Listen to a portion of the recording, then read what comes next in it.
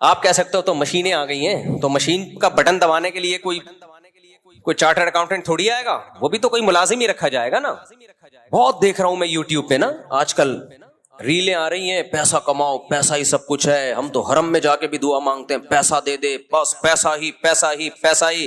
یہ وہ لوگ ہیں جن کے پاس پیسہ آیا اور ان کی کھوپڑی بول لو نا خراب، آؤٹ ہو گئی کھوپڑی خراب ہو گئی. ان کو دیکھ کے تو لگتا ہے نہ آئے پیسہ بھائی، ہماری کھوپڑی ایسی خراب نہ ہو جائے. ایسی ترغیب جس سے غریب ڈپریشن میں جانا شروع ہو. آپ کہہ سکتے ہو وہ اپنی نااہلی سے غریب ہے. کچھ لوگ اپنی نااہلی سے ہوتے ہیں، ان کو تو چپیٹ لگاؤ رکھ کے جا اور وہ ماں باپ پہلے سے لگا رہے ہوتے ہیں، گھر میں پڑا رہتا ہے، اٹھتا نہیں ہے. لیکن بہت سے لوگ دنیا میں ایسے ہیں، رہیں گے ہمیشہ، جو آپ سے زیادہ محنت کریں گے، آپ سے زیادہ ذہین ہوں گے، پھر بھی 2 ٹکے کا پیسہ ان کے پاس نہیں آئے گا. قرآن ایسے ہی تھوڑی بار بار کہہ رہا ہے یبسط الرزق لمن یشاء، جس کے لیے چاہتا ہوں روزی کے دروازے کھول دیتا ہوں، ویقبض، جس کے لیے چاہتا ہوں رزق کے دروازے بند کر دیتا ہوں.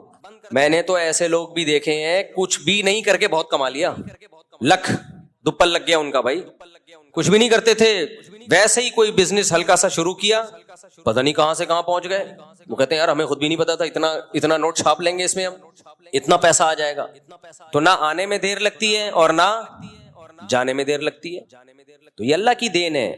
تو اصل جو موٹیویشن ہونی چاہیے وہ یہ کہ پلاننگ میں اور محنت میں کمی نہ ہو. بس کوئی بھی کام کرو، محنت اچھی ہو، پلاننگ اچھی ہو، نتیجہ کس کے ہاتھ میں ہے؟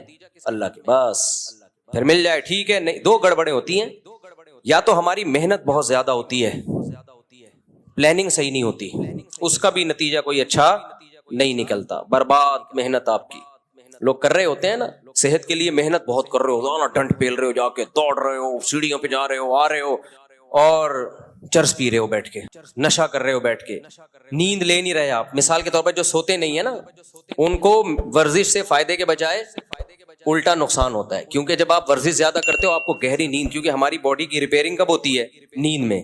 اب باڈی کو ریپیئرنگ کا، ڈینٹنگ پینٹنگ کا موقع دے نہیں رہے آپ، اور اس کو کھپائے جا رہے ہو، اپنی انرجی کو استعمال کرتے جا رہے ہو، تو بیڑا غرق ہو جائے گا باڈی کا. جتنے بھی ماہر ہیں جو فزیکل فٹنس کے ماہرین ہوتے ہیں بولتے ہیں بھائی ورزش کرو گے تو گہری نیند ضروری ہے، اور ورزش کے بعد آتی بھی ہے گہری نیند. لیکن بعض لوگ ساری رات ٹی وی دیکھ رہے ہیں، موبائل دیکھ رہے ہیں، پھر آدھا گھنٹہ سوئے آفس چلے گئے، ان کے لیے ورزش بالکل بھی نہیں ہے، بیڑا غرق ہو جائے گا بھائی. تو اب وہ کیا ہے، محنت بہت زیادہ ہوگی، آؤٹ پٹ کیا ہوگا؟ 0. بعض لوگوں کی پلاننگ بہت ٹائٹ ہوتی ہے کہ یہ کریں گے یہ کریں گے، پلاننگ ہی پہ ساری زندگی گزر جاتی. جیسے جو اسکول میں بچے پڑھتے ہیں، کہتے ہیں ہم ہفتے سے پڑھائی شروع کریں گے. مجھے بتاؤ یہاں کتنے لوگ بیٹھے ہیں وہ آیا ہفتہ آج تک ہے؟ مہینے کی اب 1 جنوری ہے نا، سال کا پہلا دن 1 جنوری، وہ ہماری زندگی میں ایک انقلاب لے کر آئے گا. سال کا پہلا دن 1 جنوری 2025 ہے، تو ہم 26 سے انشاءاللہ سب کچھ چھوڑ چھاڑ کے نیک پرہیزگار نیٹ کلین. میرے بھائی جس دن مر رہا ہوگا نا، اللہ سے کہے گا اللہ 1 جنوری تک زندہ رکھ، اب تک تو جو ہوا معاف کر دے، آئندہ اللہ کہے گا معاف نہیں کروں گا میں. جنہوں نے کرنا ہوتا ہے آج سے کرتے ہیں بھائی، وہ ابھی سے کرتے ہیں. 1 جنوری سے نہیں ہوتا کچھ بھی. وہی بات ہے، پھر وہی مسئلہ خراب ہو رہا ہے. دوسری شادی کا بھی ایسے ہی، بہت سے لوگ کہتے ہیں ہم دوسری شادی کریں گے، وہ اس دن تم نہیں کرو گے. میں اسے کہتا ہوں تم نہیں کر سکتے، کریں پہلے یہ ہو جائے پھر بس کر یار. میں تو بس کسی اور کو سامنے کہانیاں سنایا کر جا کے، تو نہیں کر سکتا. تو باتیں بہت اچھی کر سکتا ہے، تو باتیں کیا کر. جب بھی باتیں کرنا ہو میرے پاس آ جایا کر اثر میں، تو بیٹھ کے یہ باتیں کر لیا کر. تو پلاننگ، قرآن نے بھی یہ بات کہی ہے، کیا زبردست بات ہے. یہ 2 باتیں یاد رہیں گی، ہارڈ ورکنگ اور پلاننگ. پلاننگ اچھی ہو اور ہارڈ ورکنگ. یہ اپنی طرف سے نہیں کہہ رہا، قرآن کہہ رہا ہے. دیکھو قرآن کیا کہتا ہے، الذین ضل سعیہم فی الحیاۃ الدنیا وہم یحسبون انہم یحسنون صنعا. کیا زبردست آیت ہے سورہ کہف کی. جیسے دنیا میں بہت سے لوگوں کی محنت ضائع ہوتی ہے کیونکہ ہارڈ ورکنگ اسٹرگل بہت ہے، پلاننگ کے بغیر ہے، سوچے بغیر ہے. اللہ کہتے ہیں ایسے ہی بہت سے لوگ دنیا میں بہت محنت کرتے ہیں جنت کے لیے، جائیں گے جہنم میں. الذین ضل سعیہم، یہ وہ لوگ ہیں جن کی کوششیں ضائع ہو جائیں گی. اگر انہوں نے جنت کی کوشش ہی نہ کی ہوتی تو اللہ کہتا کہ یہ کہتا کہ ان کی کوشش ضائع ہوگی. بولو نا آپ لوگ، اللہ کہتا ہے کہ ان کی کوششیں ضائع ہوں گی؟ کہتا نہ. اس کا مطلب کوشش بہت کی انہوں نے, اور کی بھی کس کے لیے؟ قرآن کہہ رہا ہے یہ کوشش انہوں نے کی جنت کے لیے, لیکن قرآن کہہ رہا ہے ان کی یہ کوششیں یعنی اسٹرگل, ہارڈ ورکنگ, یہ کوشش اور محنت ہونے کے باوجود برباد. اور اللہ کہتے ہیں وَهُمْ يَحْسَبُونَ أَنَّهُمْ يُحْسِنُونَ صُنْعًا, یہ دنیا میں سمجھتے رہے ہم جو کوشش کر رہے ہیں اتنا خدا کو خوش کرنے کے لیے, جنت کے لیے اتنی کوششیں کر رہے ہیں, بہترین کام ہم کر رہے ہیں. یعنی يَحْسَبُونَ أَنَّهُمْ يُحْسِنُونَ صُنْعًا, ان کا اپنا نظریہ بھی یہی تھا کہ ہم صحیح کام کر رہے ہیں. دیکھو ایک گمراہ وہ ہوتا ہے جس کو پتا ہو کہ میں غلط کر رہا ہوں پھر بھی غلط کر رہا ہوں, وہ تو سمجھ میں آتا ہے گمراہ, لیکن وہ بیچارہ تو یہ سمجھ رہا ہے کہ میں جو کام کر رہا ہوں اس سے اللہ خوش ہو رہا ہے, اور اللہ بھی خوش ہو رہا ہے, اور جنت بھی ملے گی, نیک کام ہو رہا ہے, اور پھر اس کو صحیح سمجھ کے اس میں زندگی کھپا دے. لیکن اللہ کہہ رہے ہیں جائے گا کہاں؟ جہنم.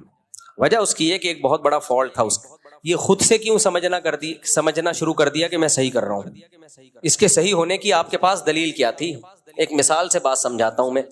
آپ نے سوچا کہ یار میں 200-250 کلو کا ہو گیا ہوں, میں صحت بنانے کے لیے اب ڈائٹ کوشش کرتا ہوں, میں بہترین کوشش, وہی ہے ڈنڈ پیلنا, بھاگنا, دوڑنا, یہ وہ, اور اب یہی سمجھ رہے ہو آپ کہ یار میں صحیح کوشش کر رہا ہوں. نیند لے نہیں رہے آپ, خوراک پہ کنٹرول کر نہیں رہے آپ, کیونکہ جب بھاگتا دوڑتا ہے بھوک زیادہ لگتی ہے تو 6 برگر کھانا شروع کر دیا آپ نے, ایک کے بجائے کتنے؟ 6. 150 کلو میں 6 کا پتہ نہیں چلے گا, جو جس کا وزن 150 کلو ہو نا تو 6 تو دائیں بائیں جا کے کھانچے میں پتہ ہی نہیں چلتا. میرے پاس اتنے کلو کے لوگ آتے ہیں, ہر طبقہ آتا ہے, تو میں زیادہ نہیں بولوں گا, پھر بولیں گے ہمارا مذاق اڑا رہے ہیں, لیکن میرے پاس ایسے پیس آتا ہے نا, سب پیس آتا ہے. اچھا ایک بات بتاؤں بیان سے ہٹ کے, ابھی ایک صاحب ہیں ٹک ٹاک پہ آج کل, وہ بڑی موٹیویشن آ رہی ہے ان کی, ایسا میاں بیوی کے بہت حقوق بیان کر رہے ہوتے ہیں, میں تو اپنی بیوی سے جو ہے اتنی محبت کرتا ہوں, یہ ہو سکتا ہے کرتے ہوں, ویسے اس طرح کے لوگ اکثر میڈیا پہ کر رہے ہوتے ہیں, خیر کرتے ہوں گے, ہمیں اچھا گمان رکھنا چاہیے. وہ کہنے لگے یہ جو ہے نا شادی ہمیشہ اپنی ہم عمر میں ہونی چاہیے, یہ ڈفرینس بالکل صحیح نہیں ہے, بالکل غلط, آپ 30 سال کے ہیں تو 25-28 اتنی ہو, جبکہ یہ اسلام کا نظریہ نہیں ہے. تو میں اس لیے اس پہ بول رہا ہوں, یہ ساری چیزیں کہاں سے لے رہے ہیں؟ یورپ امریکہ سے, جن کا اپنا کوئی فیملی سسٹم سرے سے رہا ہی نہیں ہے. اسلام میں یہ نہیں ہے. اسلام میں فنکحوا ما طاب لکم, جو پسند آئے اس سے کرو, اور پھر لڑکی والوں کو بھی بول دیا اگر تمہیں پسند آ رہا ہے تمہارا فائدہ ہے تو اس سے کر لو. تو پھر مجھے خیال آیا کہ اسلام کی بات درست ہونے کی بہت بڑی دلیل یہ ہے کہ میں نے ایسے نکاح پڑھائے ہیں جن کا کوئی سرے سے کوئی تک بنتا ہی نہیں تھا, لیکن ایسی محبت زندگی گزار رہے ہیں وہ. ابھی میں بہت پرانی بات ہے, تھوڑا کردار چینج کروں گا. میں نے ایسے دولہا جو ہے نا ماشاءاللہ 150 کلو کا دولہا, کتنے کلو کا؟ 150 کلو کا دولہا ہوگا کم از کم, دلہن نارمل ویٹ کی, کامیاب زندگی گزار رہے ہیں. حالانکہ وہ کوئی میچنگ لگتی نہیں ہے بھائی. یہ محبت ایک ایسی چیز ہے, یہ ہر ایک کے الگ سافٹ ویئر ہیں اللہ نے ڈالے ہوئے ہیں. کچھ لوگوں کی نظر میں پرسنالٹی کی بڑی ویلیو ہوتی ہے, کچھ لوگوں کی نظر میں دولت کی ویلیو ہوتی ہے. بھائی ہمیں پرسنالٹی نہیں چاہیے, ہم غریب لوگ ہیں, ہمیں خالی پیسہ چاہیے. بھلے 150 کیا 160 کلو کا بھی دھولا ہوگا تو چلے گا. چل رہے ہیں بڑے مزے سے ہنسی خوشی زندگی. اب وہ جب ان یوٹیوبرز کے کلپ سنے گا میچنگ یہ, تو وہ تو ڈپریشن میں جائیں گے نا. ایسے بھی میں نے دیکھے رشتے, 18-20 سال کی لڑکی 60 سال کا لڑکا, اس زمانے میں لڑکا نہیں آدمی, ایسی محبت سے زندگی گزار رہے ہیں. کبھی آپ خوشبو لگا کے اکیلے آؤ تو میں پھر بتاؤں گا کون کون کہاں کہاں رہتا ہے. ایسی مثالی زندگی محبت والی گزر رہی ہے کہ آپ کی سوچ سے بھی زیادہ. بس اس کو 20 سال والی کو اپنا 60 سال والا بندہ پسند ہے. اب وہ جب وہ یہ کلپ دیکھے گی کہ میچنگ یہ جو موٹیویشنل آج کل آ رہے ہیں اور اس طرح کی باتیں کر رہے ہیں, وہ تو پھر گھر خراب ہوگا کہ نہیں ہوگا.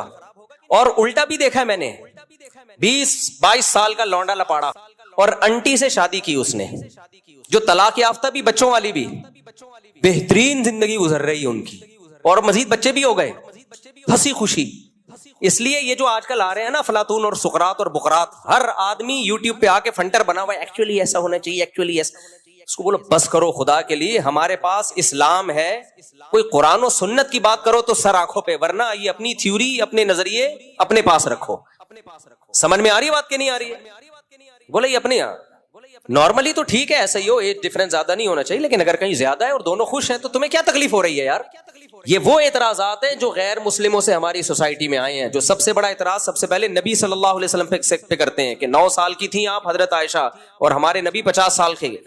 یہ تو پھر میچنگ کی نہ ہوئی شادی. لیکن دنیا میں اس سے زیادہ کامیاب جوڑا کوئی دنیا میں گزرا نہیں ہے. اس سے زیادہ کامیاب جوڑا کوئی گزرا نہیں ہے دنیا میں. تو ایسے ایسے ہم نے دیکھے ہیں نا. میں نکاح پڑھا رہا ہوتا ہوں, لوگ سمجھتے ہیں گھننا, اس کو کچھ پتا نہیں ہے. میں دیکھ رہا ہوتا ہوں ابے یہ وہی ہے. خیر میں ان کو کچھ تنگ نہیں کرتا. تو ایسے ایسے بعض دفعہ دولہا اتنا باریک 250 کلو کی, تھوڑا سا کم کر لو زیادہ ہو گیا, دلہن. اب لوگ تو بولیں گے یہ میچنگ. بھائی جب ان کو وہ پسند ہے, اس کو وہ پسند ہے, تمہیں کیوں پیٹ میں مروڑ ہو رہا ہے, تمہیں کیا تکلیف ہو رہی. اور یہ جو لوگ اپنی بیویوں کی تصویریں سوشل میڈیا پہ ڈالتے ہیں نا, اس کا ایک بہت بڑا نقصان پتہ ہے کیا ہوا ہے؟ بہت بڑا نقصان یہ ہوا ہے کہ بعض دفعہ آدمی کو اپنے سے زیادہ عمر کی لڑکی پسند آ رہی ہوتی ہے, ایجڈ ہوتی ہے, لیکن یا وزن زیادہ ہوتا ہے, لیکن وہ فیس بک پہ ڈالنے کے قابل نہیں ہوتی. لوگ مذاق اڑائیں گے, اس چکر میں وہ کرتا ہی نہیں ہے کہ میں دوستوں کو کیا دکھاؤں گا. حالانکہ اس کا دل مائل ہوتا ہے. اس سے نقصان اس لڑکی کا ہو گیا کہ نہیں ہو گیا؟ اس لیے اللہ نے کہا بیوی کو پردے میں رکھو. ضروری نہیں ہے کہ دنیا کو یہ پسند آئے, دنیا تعریفیں کرے ماشاءاللہ کتنا کیوٹ کیوٹ جوڑا ہے. ہو سکتا ہے دنیا کہے یار یہ تو کوئی تک ہی نہیں بن رہا. بھائی چھوڑو دنیا کو, تمہیں پسند آ رہی ہے 150 کلو 250 بھی چلے گی, اس سے زیادہ نہیں. اس لیے کہ زلزلہ آنے کا خطرہ ہے, یہ کافی ہو گیا. جب دونوں خوش ہیں تو کیا مسئلہ. ہمارے نبی نے پہلا نکاح کن سے کیا؟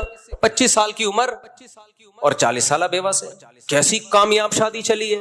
پھر بالکل اپوزٹ 50 سال اور 9 سال میں حضرت عائشہ بالغ ہو گئی ان سے. یہ بالکل اپوزٹ, یہ بھی کامیاب چلی ہے. اور پھر اپنے برابر ام سلمہ, وہ بیوہ بھی تھیں اور آپ کی عمر کے برابر بھی تھیں, ایجڈ تھیں.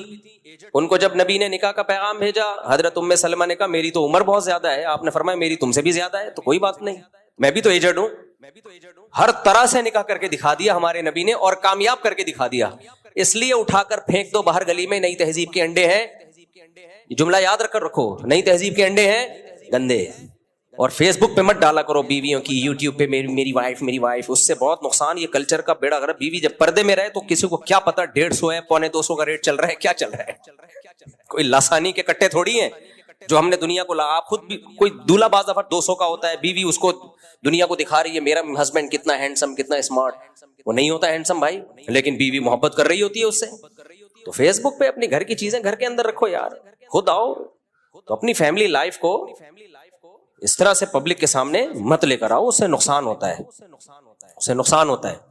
اور یوٹیوبر نے تو بیویوں کے ذریعے پیسے کمانے کا دھندا بنایا ہوا ہے. جس کا چینل نہ چل رہا ہو خوبصورت بیوی لے آتا ہے, اور پھر اس چکر میں شادی بھی خوبصورت سے ہی کر رہے ہیں کہ اس کو چینل پہ لانا ہے. اب بعض دفعہ ان کا بھی ایسا ہوتا ہے, ان کا دل کسی پہ آیا ہوا ہوتا ہے, لیکن وہ چینل پہ لانے کے قابل نہیں. دل ایسی چیز ہے, آپ کو دیکھو ہماری عمر 50 سال ہے تو, لیکن تجربے بھی بہت ہیں ہمارے. دل ایک ایسی چیز ہے جو کچھ دیکھتا ہی نہیں ہے, آڑے ترچے پہ بھی آ سکتا ہے. الائنمنٹ ہی آؤٹ ہوئی ہوئی ہے, اس پہ آ گیا دل. سیدھی بھی نہیں ہو سکتی الائنمنٹ, کالے پہ آ گیا, پیلے پہ آ گیا, نیلے پہ آ گیا. یہ ایسی چیز ہے. تو اللہ نے سب لڑکیوں کی بھی شادی کرا لی ہے, سب آدمیوں کی بھی. تو اس لیے اللہ نے یہ ایسے سسٹم ڈالے ہوئے ہیں کہ بدصورتوں کی بھی ہو جائے اور خوبصورتوں کی بھی ہو جائے, اور دل آئے بغیر تھوڑی ہوگی ہے. تو یہ اللہ کا نظام ہے بنایا ہوا. تو اس میں دخل اندازی کی کوشش مت کرو. سمجھتے ہو کہ نہیں سمجھتے؟ اس میں ٹانگ مت اڑاؤ. تو میں کہاں سے بات لے کے چلا تھا, کیا کر رہا تھا؟ ہاں, میں یہ عرض کر رہا تھا, دیکھو قرآن کہتا ہے الذین ضل سعیہم فی الحیاۃ الدنیا, بہت سے لوگ ایسے ہیں دنیا میں ان کی کوششیں ضائع ہو جائیں گی. تو اس سے پتہ چلتا ہے کوشش انہوں نے بہت کی ہے لیکن ضائع ہو جائیں گی. اور وہ یہ سمجھ بھی رہے تھے کہ ہم ٹھیک کر رہے ہیں.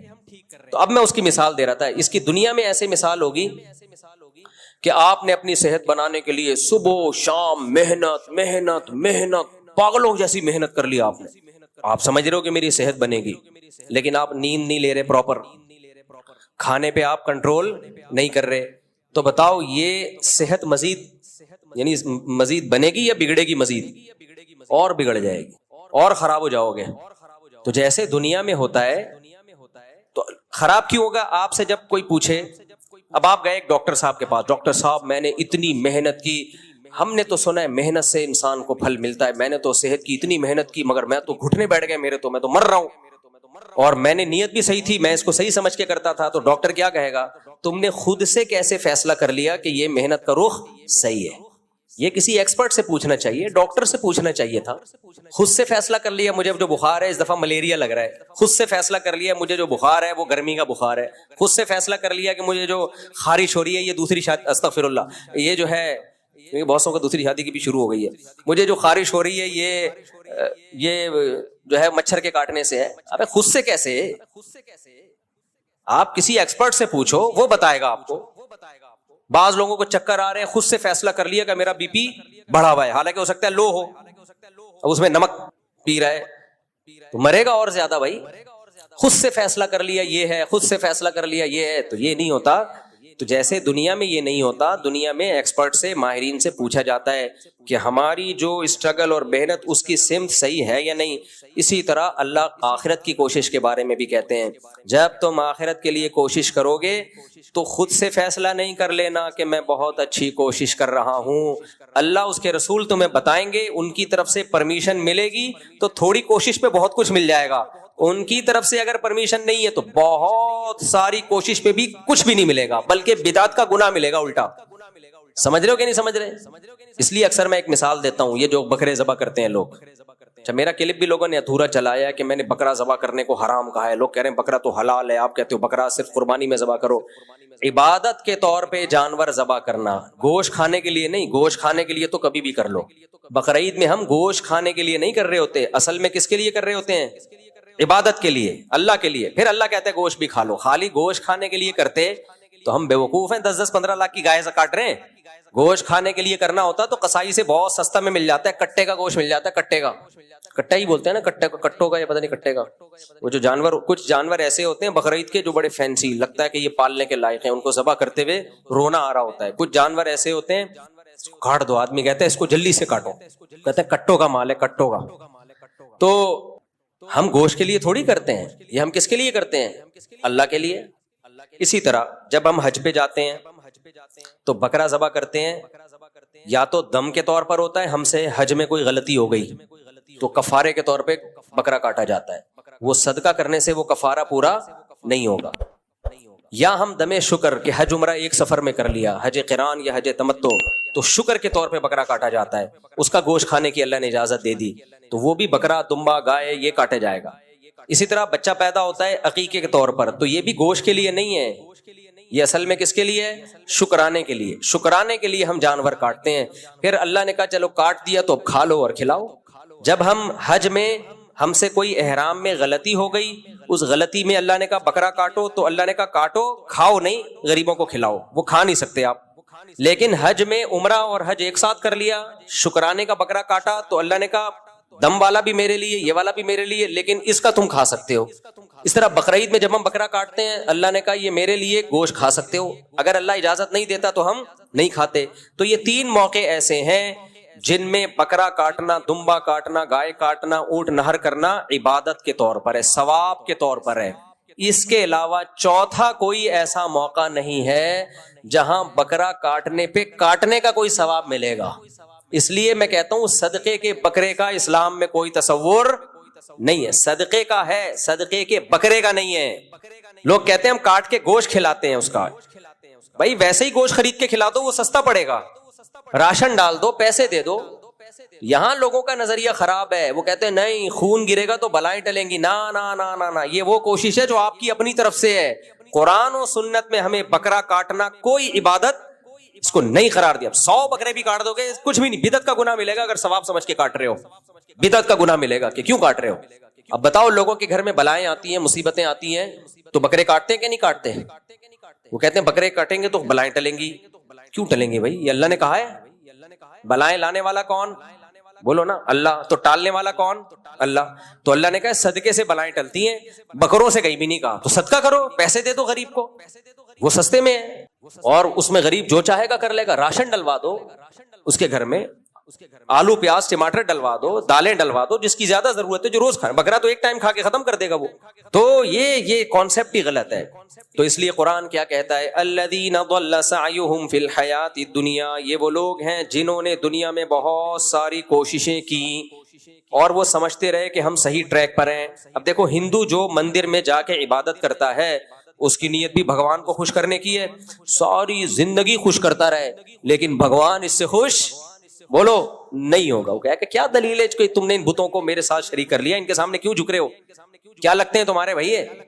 کرتے رہو کوششیں ساری زندگی, کچھ بھی نہیں حاصل ہوگا, بار برباد ضائع. مشرکین مکہ کیا کرتے تھے دیکھو, جوا کھیلتے تھے, اور جو بھی جوے میں رقم جیتتا, جیسے فار ایگزامپل سب نے 1000 روپے ملائے 10 بندوں نے, تو 10,000 روپے ہو گئے.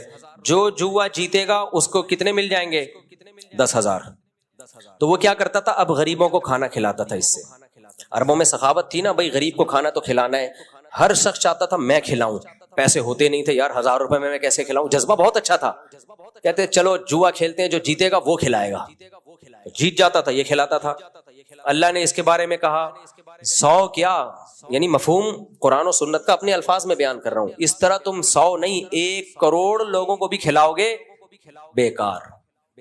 کوئی نہ صرف یہ کہ ثواب نہیں ملے گا, حرام کمانے کا گناہ, جوا کھیلنے کا گناہ.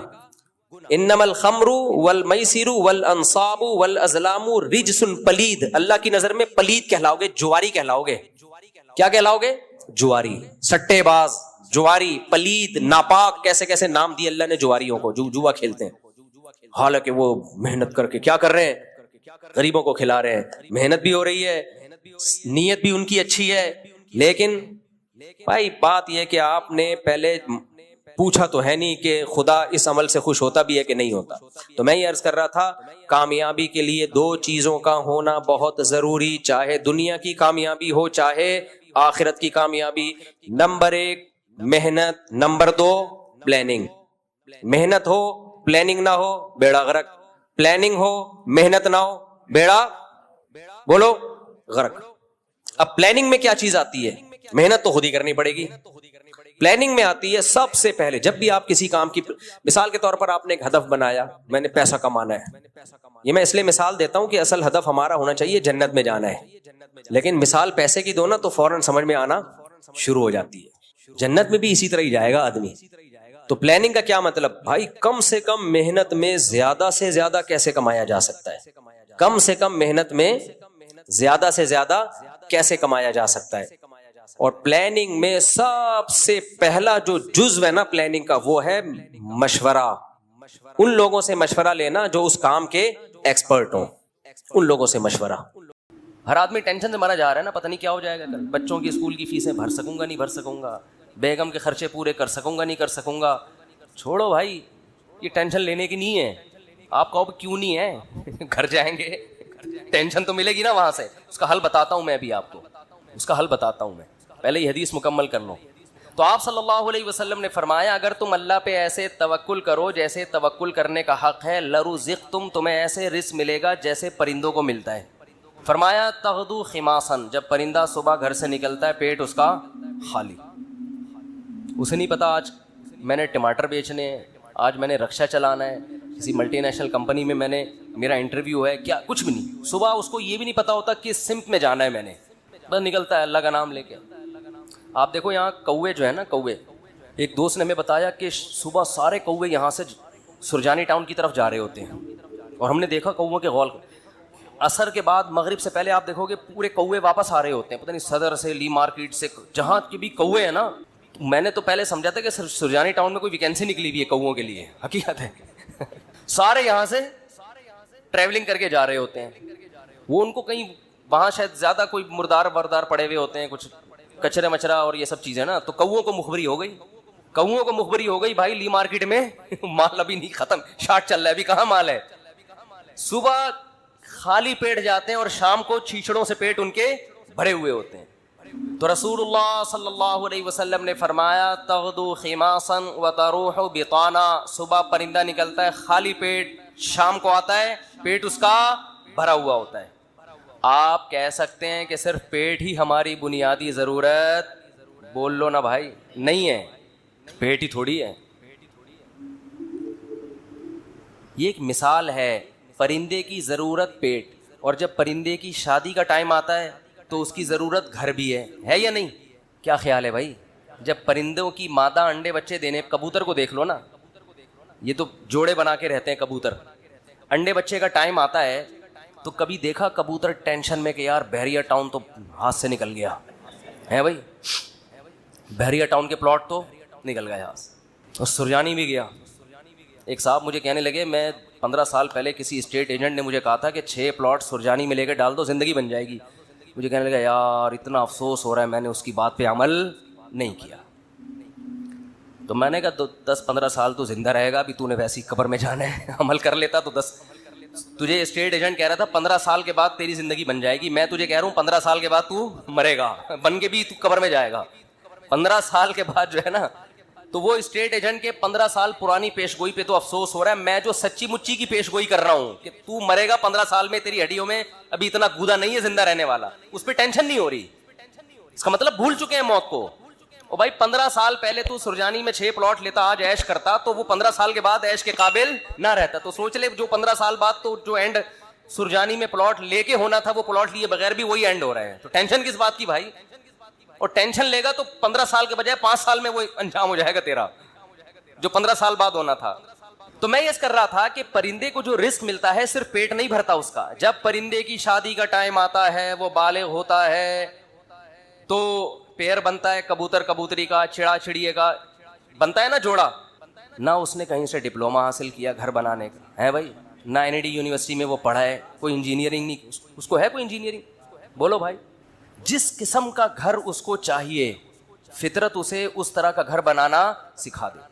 کھجور کے درختوں میں سوراخ کر کے رہتے ہیں، اور آپ دیکھو یہ پرندے کیسے، یہ نر مادہ مل کے کیسے تنکے تلاش کر رہے ہوتے ہیں اور کیسے ان کو بہترین انداز سے پرو رہے ہوتے ہیں۔ ایسے نہیں کہ کوئی بھی کچرا اٹھا کے، ہم جب مرغیوں کے ڈڑبے بناتے ہیں نا تو کچھ بھی اٹھا کے ڈال دو اس کے اندر، پرندہ ایسا نہیں کرتا، بڑی تمیز سے، بڑے خوبصورت انداز سے وہ گھونسلہ بناتا ہے، خوبصورت انداز سے، ایسا کہ وہ سردی گرمی سے بھی محفوظ رہے، دشمنوں کے شر سے بھی محفوظ رہے، بہت خوبصورت انداز سے وہ گھونسلے بناتے ہیں۔ تو آپ بتاؤ انسان جو اشرف المخلوقات ہے، جس کے لیے اس کائنات کو بنایا گیا، اللہ اس کی گھر کی ضرورت پوری نہیں کرے گا؟ ہے بھائی، اصل میں آپ نے جس گھر کو ضروری سمجھا ہے وہ اللہ کی نظر میں وہ عیاشی ہے، وہ ضرورت نہیں ہے، وہ آپ کی بہت اوپر کا سوچ رہے ہیں آپ۔ لوگ کرائے کے گھروں پہ افسوس کرتے ہیں نا، اپنا گھر نہیں بنا سکے۔ بھائی گھر کی ڈیفینیشن یہ ہے کہ جیسے پرندہ جو گھر بناتے ہیں قیامت تک کے لیے نہیں بناتا، اسے فی الحال اپنی فیملی کو پالنے کے لیے ایک عدد ایسے گھر کی ضرورت ہوتی ہے جہاں بلی سے حفاظت ہو، جہاں سردی اور گرمی سے حفاظت ہو۔ اللہ کہتے ہیں تیری یہ بنیادی ضرورت ہے، چونکہ تو نسل بڑھا رہا ہے فطرت کی تکمیل کے لیے، تو اس گھر کی ضرورت پوری کرنا یہ کس کے ذمے ہے؟ یہ فطرت کے ذمے، جس کو جو خدا ہے، اصل میں خدا کے ذمے ہے۔ پرندہ نسل بڑھاتا ہے اس کائنات کی رنگینیوں کو برقرار رکھنے کے لیے، اپنے لیے نہیں۔ تو اب آپ بتاؤ جب آپ کی نسل پیدا ہوگی جو مقصود کائنات ہو، تو گھر کی بنیادی ضرورت خدا نے اپنے ذمے لی ہے کہ نہیں لی ہے؟ وہ پرندوں کی ضرورتیں پوری کر رہا ہے اور انسان کو ٹینشن میں ڈال دے، تو یہ آپ کی بنائی ہوئی ٹینشن ہے، یہ خدا کی دی ہوئی ٹینشن نہیں ہے، یہ اللہ کی طرف سے عطا کردہ ٹینشن نہیں ہے، یہ آپ کی ٹینشن ہے جو آپ نے اپنے اوپر مسلط کر لی۔ پرندہ جو گھر بناتا ہے وہ بھی کرائے کا گھر ہوتا ہے، اس کا ذاتی نہیں۔ کرائے کا مطلب نکلنا ہے اس نے یہاں سے، ہمیشہ کے لیے تھوڑی ایک ہی جگہ گھونسلہ۔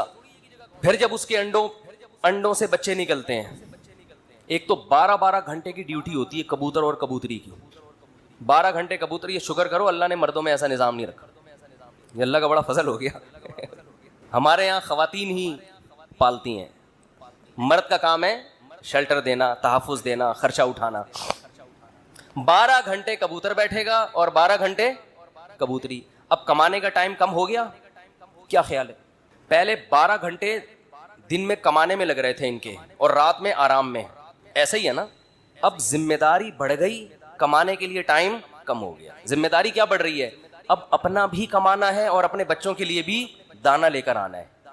ٹائم کم ہے کمانے کے لیے اور کھانے والے زیادہ۔ کہ نہ آج تک دیکھا کہ بھوک سے مرے ہوں پرندوں کے بچے؟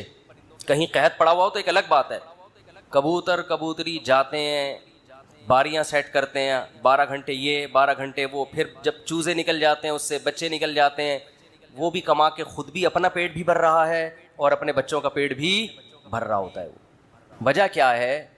پرندہ ٹینشن نہیں لیتا۔ اگر ٹینشن لینا شروع کر دیں نا کہ یہاں پلاٹ کیوں نہیں بنا، یہاں گھر کیوں نہیں بنا، تو پرندہ بچے پیدا کرنا ہی چھوڑ دے, جیسے کہ آج گوروں نے چھوڑ دیے ہیں, انگریزوں نے چھوڑ دیا نا. کتے پال رہے ہیں, وہ کتے کیوں پالتے ہیں؟ وہ بہت سے انگریز ہم لوگوں پر اعتراض کرتے ہیں کہ کتا اتنا وفادار جانور, تم اس سے دل کیوں نہیں بہلاتے؟ ہم کہتے ہیں انسان سے زیادہ وفادار نہیں ہے. کتے وہ پالے جس کے پاس پالنے کے لیے بچے نہ ہوں, انسان نہ ہوں, وہ پالے. اور کتوں سے صرف دل ہی بہلا سکتے ہو. کتا کما کے نہیں دے گا آپ کو, اولاد آپ کو کما کے دے گی. اولاد اپنے اختیار سے محبت کرے گی. کتا جو آپ سے محبت کر رہا ہے اپنے اختیار سے نہیں, قدرت نے, فطرت نے اس میں وفا اور محبت کے سافٹ ویئر انسٹال کیے ہوئے ہیں. وہ اپنی مرضی سے یہ کام نہیں کر رہا, اس لیے آپ کو خوشی بھی نہیں ہوتی.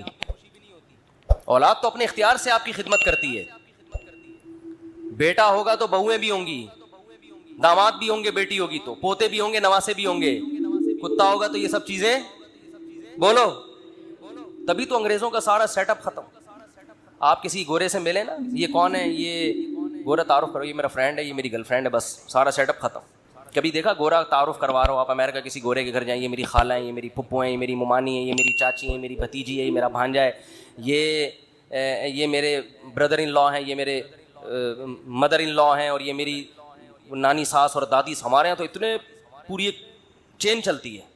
انگریزوں کے یہاں یہ تکلف نہیں. میں ہوں, یہ پتہ نہیں کون ہے, اتفاق سے کل اس سے ملاقات ہو گئی تھی, دوستی ہو, اس سے زیادہ رشتے نہیں.